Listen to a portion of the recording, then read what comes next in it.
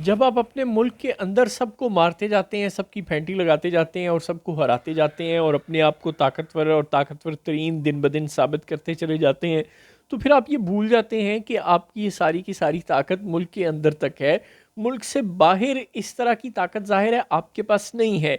अब आप पीटीआई के साथ लड़ें तो बात समझ में आती है, अख्तर मैंगल साहब के साथ लड़ें तो बात समझ में आती है। लेकिन अगर आप ईरान के साथ भी उस सूरत में लड़ लें जब आप अफ़गानिस्तान और इंडिया, जो आपके दो हमसाए हैं, उनके साथ पहले ही आपके अच्छे ताल्लुकात नहीं हैं, तो पीछे सिर्फ दो ही हमसाए बचे हैं, चीन और ईरान, जिनके साथ हम लड़ाई अफोर्ड नहीं करते, हमें करनी भी नहीं चाहिए। एक तरफ तो फ़लस्तीन का मसला इस वक्त अपने उरूज पर है, फ़लस्तीनियों को तकरीबन बर्बाद करके रख दिया है इसराइल ने, और दूसरी तरफ ईरान के साथ इस वक्त इसराइल का तनाज़ा चल रहा है। ऐसी सूरत में हमें ये तासर तो नहीं देना चाहिए ना कि हम मुसलमान ममालिक आपस में लड़ रहे हैं। हमें ईरान के साथ खड़े होना चाहिए, क्योंकि वो इसराइल के ख़िलाफ़ इस वक्त एक ही ताकतवर मुल्क है जो खड़ा हुआ है। बाकी तो ज़ाहिर है लबनान, शाम और फ़लस्तीन के तो पले ही कुछ नहीं बचा हुआ अब। तो वो यही हाल तकरीबन मिस्र का है, जहाँ पर भी इसराइल का दिल करता है वो बमबारी कर देता है, और वो सब ममालिक तो मजबूर हैं, बेबस हैं इसराइल का खामोशी से उसके रॉकेटों को सहने पर। लेकिन ईरान थोड़ा सा मज़ामत करने की पोजीशन में है, उन मुल्कों की निस्बत थोड़ा ताकतवर है। पाकिस्तान को और बाकी मुस्लिम मुल्कों को ईरान के पीछे खड़ा होना चाहिए, और इसराइल को कोई मैसेज देना चाहिए, वेस्ट को ये मैसेज देना चाहिए कि इसराइल को और मगरबी दुनिया को फ़लस्तीनियों को तनहा नहीं समझना चाहिए। कुछ आइए कि हमने भी अब ईरान से भी लड़ाई पाल ली है, अफ़गानिस्तान के साथ पहले ही हमारी नहीं बनती, हालांकि वो भी मुसलमान मुल्क है।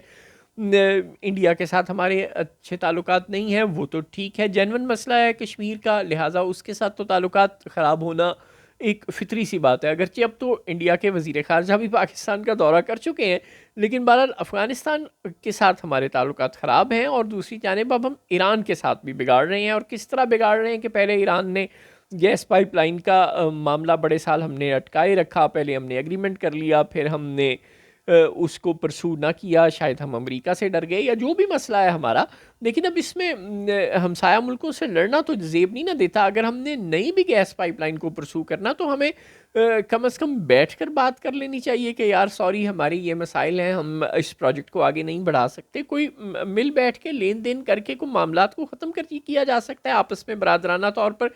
अगर आपने इस प्रोजेक्ट को नहीं भी आगे चलाना, चाहे उसकी जो भी आपकी वजूहात हैं, चाहे वो फॉरेन पॉलिसी के इश्यूज़ हैं, या आपके इंटरनल इश्यूज़ हैं, या फाइनेंशियल इश्यूज़ हैं, जो भी इश्यूज़ हैं, अगर आप इस प्रोजेक्ट को परसू नहीं करना चाहते, तो आप ईरान के साथ मिल बैठकर किसी तरह कोई सेटलमेंट कर लें। अब तैयब उर्दवान साहब ने टीथियन कॉपर कंपनी से भी तो सेटलमेंट करवाई थी ना, जो कि एक बहुत बड़ा तनाज़ा था। ये तो उसके मुकाबले में छोटा तनाज़ा है, और इसमें तो मुल्क भी ईरान है जिसके साथ हमारी बराह रास्त दोस्ती बहरहाल मौजूद है।